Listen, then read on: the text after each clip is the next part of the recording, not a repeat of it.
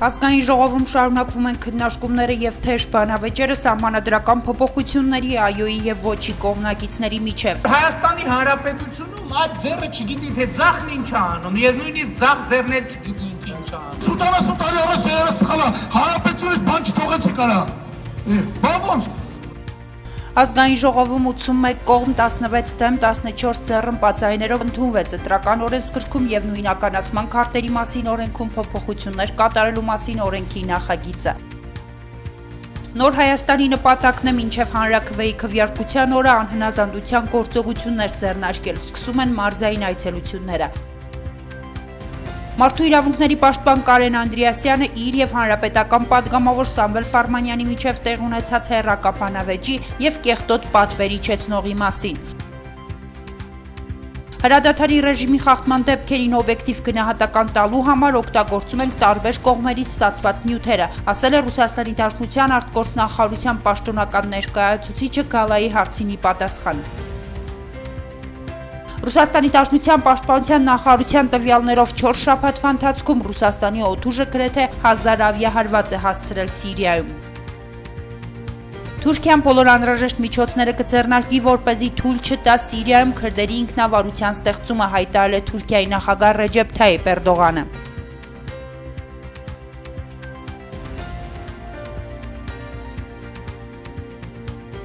Այսօր ազգային ժողովում падգամավորների ելույթները նվիրված էին Հայաստանի Հանրապետության ընտրական օրենսգրքում եւ նույնականացման քարտերի մասին ՀՀ օրենքում փոփոխություններին։ Падգամավոր Նիկոլ Փաշինյանի կարծիքով այս ոլորտում խառնաշփոթ է տիրում։ Հիշեցնենք, Հայաստանում կա 3 անձնագիր՝ սովորական անձնագիրը, նույնականացման քարտը եւ կենսաչափական անձնագիրը։ Ընտրելու իրավունք սակայն տրվում է միայն սովորական անձնագրով եւ արդյունքում 182,000 մարդ զրկվելու է քվեարկելու իրավունքից։ Այս իրավիճակը արդեն տեղով անեկդոտ է։ Որովհետև այս իրավիճակը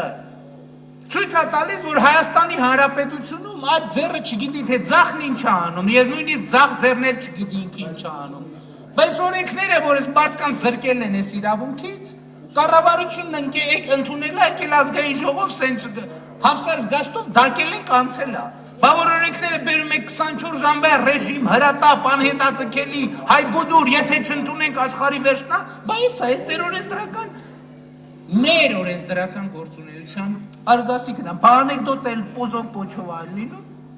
Падգամավորի կարծիքով հանրապետականի իրավիճակը լուծելու տարբերակը ում կշինելու փոխարեն աչքը հանելու ձևաչափի մեջ է տեղավորվում, քանի որ ՀԿ-ի առաջարկած տարբերակը այն է քվեարկելու հնարավորություն տալ այդ 182,000 քաղաքացուն չի ենթադրում նրանց կրկնակվեարկությունը բացառող որևէ մեխանիզմ։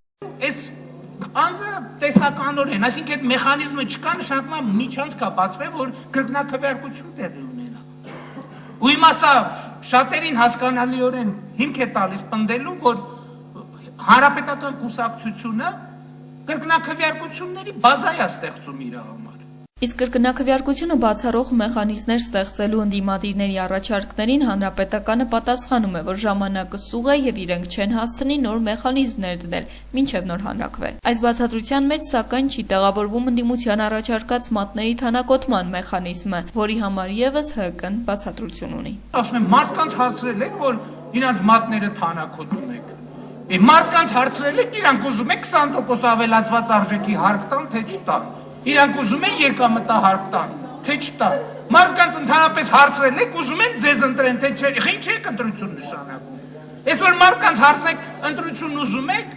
կասեն հոգնել եք ձեզանից էլ, ձեզ ընտրությունից է, բոլորից հետ միասին եւ անհատապես յուրաքանչյուրից։ Ու հետո խոսում եք պոպուլիզմից։ Ընկերներով որ պոպուլիզմից խոսակ կներեք, դուք տանձից, խնձորից, մանդարին, վարունգ, պամիդոր, տենց բաներից խոսած։ Նիկոլ Փաշինյանը անդրադարձավ նաև ՀՀԿ падգամավոր Հովհաննես Սահակյանի այն ելույթին, որտեղ վերջինս Փաշինյանին բնութագրել էր որպես ազնիվ падգամավոր։ Պարոն Սահակյան, մենք ինչ ազնիվ, բոլոր ազնիվ падգամավորները հավաքված են ձեր խմբակցությունում, բոլոր հնարավոր։ Ես ձեր իշխանության տարիներին 2 անգամ դատվել եմ քրեական հանցագործություններ կատարելու համար։ Մի տարի 4 ամիս եղել եմ հետախուզման մեջ։ 2 տարի մոտ էլ եղել եմ բանտում, ոնց է ձեր լեզուն պտտվում։ Ազնիվը դուք եք, ձեր խմբակցությունն է, ազնիվը ձեր կուսակցության ղեկավար Սերժ Սարգսյանն է, ձեր խմբակցության անդամ Արտաշես Գեղամյանն է, որոնց համատեղ ջանքերով դեռ 1999 թվին ես Հայաստանի Հանրապետության դատարանը ինձ 3 տարվա ազատազրկման դատապարտվել։ Այնպես որ ոնց է ձեր լեզուն պատտվում այդպիսի բան ասել։ Հայ հեղափոխական դաշնակցություն խմբակցության падգամավոր Արծվիկ Մինասյանը հրապարակային հայտարարեց ինքը կողմ է սահմանադրական փոփոխություններին եւ ցանկացած ոճի ասողի հետ պատրաստ է բովանդակային բանավեճի մեջ մտնել։ Արծվիկ Մինասյանը անդրադարձավ նաեւ Հրանտ Բագրատյանի ելույթին։ Պարոն Բագրատյանը ափսոս ստեղ չի, ես ուզում եմ անդրադառնալ անպայման իր երեկվա ելույթի վրա, ելույթին։ Պարոն Բագրատյանը բաներ ասեց, որոնք անշուշտ սահմանադրական փոփոխությունների հետ բացարձակապես կապ չունեն, այլ մասնավորապես պարլամենտական կառավարման համակարգ կոչվածի։ Հրանտ Բագրատյանն արձագանքի իրավունքով հայտարարեց, որ իր համար ընդունելի չի այս ձևը, չի կարող մի падգամավոր մյուսի վրա խոսել, ասեց Բագրատյանը։ Արդյունքում ազգային ժողովի նիստերի դահլիճում սկսվեց վիճաբանություն երկու падգամավորների միջև։ Եվ չի կարելի վերկենալ մյուսի վրա կարծիք հայտնել, ես իմ կարծիքն եմ հայտնել։ Ես ինձ կյանքում թույլ չեմ տալիս ձեր ասածի վրա կարծիք հայտնել։ Մանավանդ ձեր ասածի մեջ 90%-ը սխալ էր, այդպես բան չի եղել։ Ձերը 1000%-ով սխալ, պլյուս 70 տարի, պլյուս 80 տարի առաջ ձերը սխալ է, հանրապետությունից բան չթողեցիք արա։ Բա ոնց, դու չես թողել։ Բա ով էր 18-ից 20 թվով ով էր, բա ոնց, ես չեղավ սենց, ես բաներ մի արեք։ Մանավանդ դուք իշխանություն չեք, ինչ եք մեջ դան ընկնում, մեջ ընկնում արա, մեջ խեք ընկնում։ Ես խնդրում եմ ավելի պատշաճ նույնականացման քարտի համար մի վիճեք։ Ազգային ժողովում 81 կողմ 16 դեմ 14 ձեռնպաց ձայներով առաջին ընթերցմամբ ընդունվեց ընտրական օրենսգրքում եւ նույնականացման քարտերի մասին օրենքում փոփոխություններ կատարելու մասին օրենքի նախագիծը։ Հիշեցնենք, որ շատ падգամավորներ մտահոգված էին, որ այս փոփոխություններով ՀՀԿ-ն սահմանադրական հանրաքվեից առաջ կրկնակվյարկությունների հնարավորություն է ստեղծում։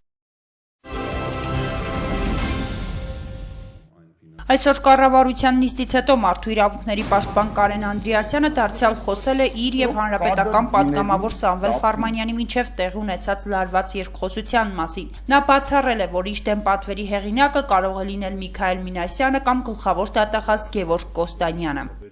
Գլխավոր դատախազի հետ ունեցել են բազմաթիվ կոնֆլիկտներ, բայց Գևորգ Կոստանյանը ունի այնպիսի բարոյական նկարագիր եւ այնպիսի անձնավորություն է, որ նա եթե խնդիրներ է ունենում, դա երբեք չի անում կեղտոտ, թաքնված, կեղծ պատվերների ճանապարհով։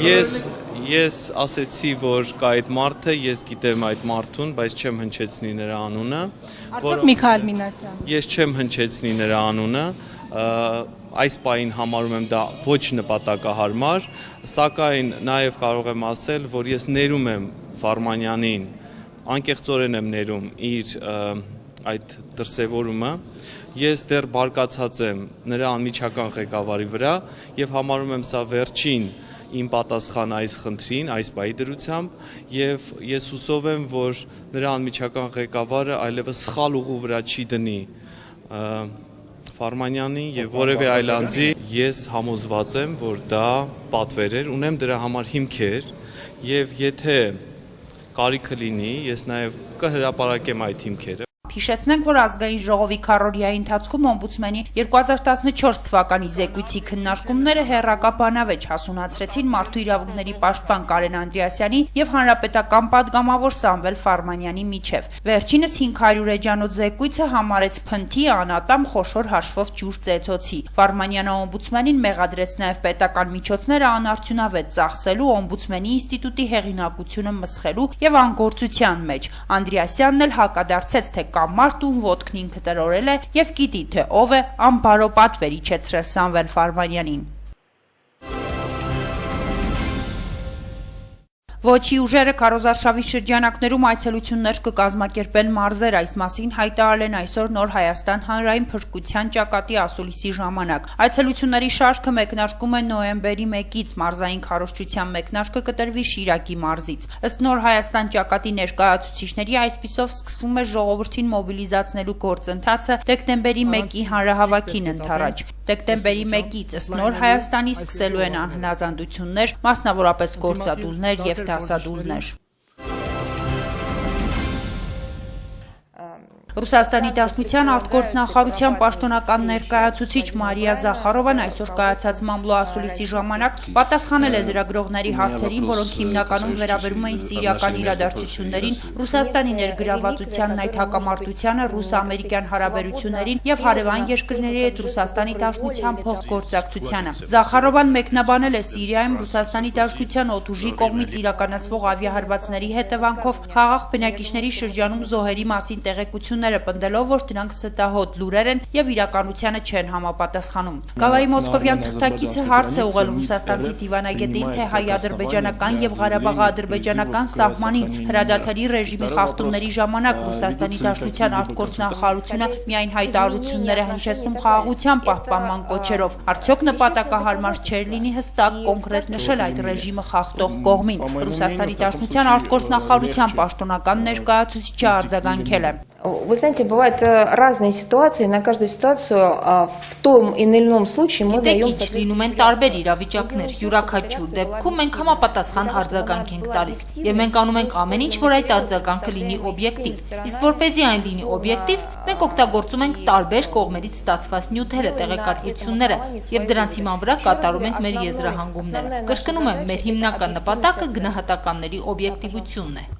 Գալայի հաջորդ հարցն առնչվում էր սիրիական հարցի շուրջ Հայաստանի Հանրապետության եւ Ռուսաստանի Դաշնության արտգործնախարարների փոխգործակցությանը։ Հարցին թե արդյոք Հայաստանի Հանրապետության արտգործնախարարության հետ խորհրդակցական աշխատանքներ տարվում են, ընդհանուր մոտեցումների մշակման համար Մարիա Զախարովան արձագանքեց։ Что касается общих подходов по сирийскому вопросу, я могу сказать, что мы проводим такие консультации с Министерством иностранных дел очень многих стран. Սիրիական հարցի շուրջ մենք քննարկումներ ենք անցկացնում տարբեր երկրների արտգործղեկավարների հետ։ Դա արվում է ոչ թե ընդհանուր մոտեցման մշակման համար, այլ ժամացույցների ճշգրտման նպատակով։ Մենք հայաստանցի մեր գործընկերների հետ զերծ փոխգործակցության մեջ ենք բոլոր հարցերում, այդ թվում սիրիական հարցի շուրջ։ Հոկտեմբերի 28-ին եւ լույս 29-ի գիշերը Ղարաբաղ-ադրբեջանական հակամարտ զորքերի շփման գծում հակառակորդի կողմից հրադադարի պահպանման ռեժիմը խախտվել է շուրջ 70 անգամ, որի ընթացքում տարբեր դրամաչափի հրաձգային զինատեսակներից հայ դիրքապահների ուղղությամբ արձակվել է ավելի քան 1200 կրակոց։ Պաշտպանության բանակի առաջապահ զորամասերը շարունակում են տիրապետել օպերատիվ իրադրությանը եւ վստահորեն իրականացնել մարտական հերթապահություն։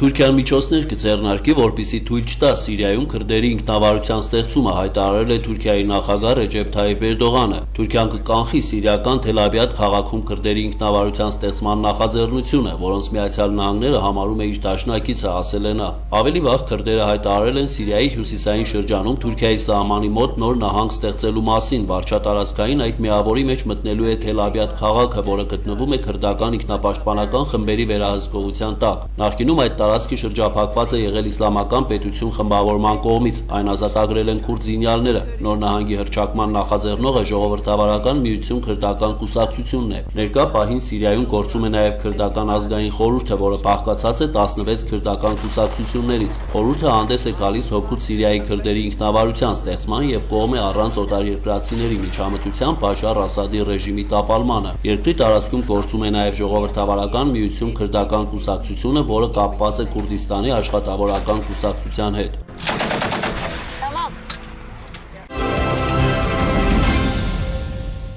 Ռուսաստանի նախկին փոխնախագահ Ալեքսանդր Ռուցկոյը կոչ է արել գնդակահարել Մոսկվայի պետական համալսարանի ուսանողուհի Վարվարա Կարաուլովային, ով ձերբակալվել էր հոկտեմբերի 28-ին ահաբեկչական կազմակերպությանն անդամագրվելու պատրաստակամության կասկածանքով։ Ռուցկոյի խոսքերով ահաբեկիչների եւ նրանց աջակիցների հանդեպ պետք է կիրառել մահապատիժ, քանի որ ոչ ոք որևէ մեկին չի տվել մարդկանց սպանելու իրավունք, եւ եթե դու այդ իրավունքը վերցրել ես քո վրա, ապա դու դուրս ես օրենքից, սա արդարացի է, նշել է նա։ Ուսանողուհին ողջամիտ մարդ է եւ եթե նա ընդունում է հենց այդպիսի որոշում, ապա նա գիտակցում է, թե ինչի է գնում։ Երբ մարդիկ միտումնավոր են գործում, նրանք պետք է ստանան համապատասխան պատիժ, ասել է Ռուսաստանի նախկին փոխնախագահը։ Նշենք, որ ավելի վաղ Կարաուլովան փոխել է անունն ու ազգանունը Ռուսաստանից փախչելու համար։ Ուսանողուհուն սպառնում է մինչև 10 տարվա ազատազրկում։ Նա ձերբակալվել է հունիսի 4-ին թուրք-սիրիական սահմանն անօրինական կերպով հատելու փորձ կատարելիս։ Կարաուլովայի հետ միասին հսկողության տակ են առնվել եւս 13 Ռուսաստանի քաղաքացի, ովքեր պատրաստվում էին համալրել իսլամական պետության շարքերը։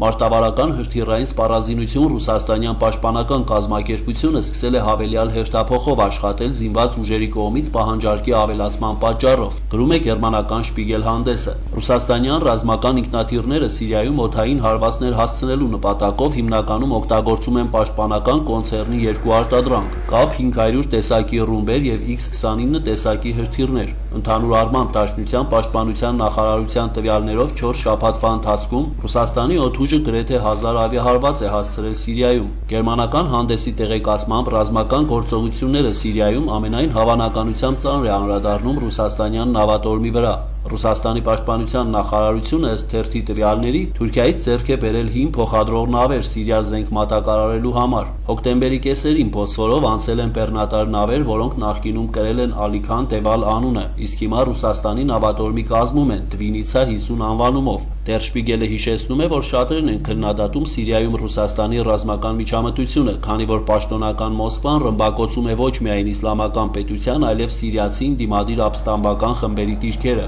որոնք աջակցություն են ստանում Միացյալ Նահանգներից, Թուրքիայից եւ Սաուդյան Արաբիայից։